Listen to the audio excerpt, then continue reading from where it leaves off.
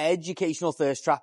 So someone asked me on my story question box the other day, what is better, a seated hamstring curl or a laying hamstring curl? And the answer is neither, but there is probably better opportunities to do each of them depending on what the rest of your session looks like that day. Because when the hip is in extension and all of the hamstring contraction is coming from the knee flexion, the hamstring is most likely to lengthen and shorten at the bottom of the muscle. If you are on a seated hamstring curl and the hip is in flexion and the hamstring is already lengthened, then the top of the hamstring is more likely to lengthen and shorten. So if you do a hamstring curl before a triple joint movement like a squat or a leg press, then it's probably better to do laying hamstring curl because we will support the knee more. If your next movement is a deadlift or a hip thrust or something of that nature, then it's probably best to do a seated hamstring curl because the top of the hamstring will lengthen and shorten, and we are training it in hip flexion, which is the start of the next movement. But remember, none of that matters until you are managing all your basic variables. But